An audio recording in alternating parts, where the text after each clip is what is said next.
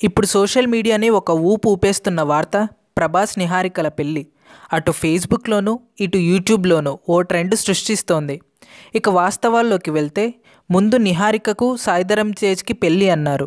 ఇప్పుడు ఏకంగా ప్రభాస్తో పెళ్ళి, కృష్ణంరాజు చిరంజీవితో మాట్లాడారని ఏవేవో పెట్టేస్తున్నారు. అసలు ఒక్క విషయం చెప్పండి, ఎప్పుడైనా ఎక్కడైనా ఒక్క ఫంక్షన్లో అయినా ప్రభాస్ నిహారికలు కలిశారా? ఒక్కసారైనా మాట్లాడుకున్నారా? కనీసం ఫోటో దిగారా? లేదే. ఒకరినొకరు అర్థం చేసుకోకుండా పెళ్లి చేసుకుంటున్నారా ఈ జనరేషన్లో చెప్పండి.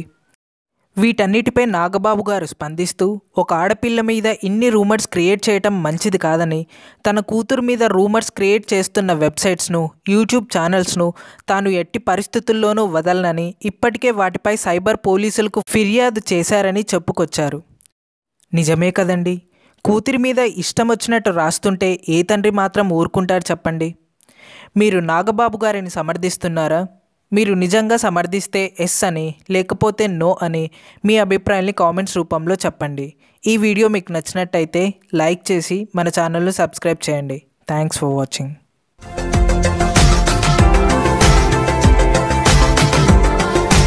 మరిన్ని అప్డేట్స్ కోసం మా ఛానల్ని సబ్స్క్రైబ్ చేయండి.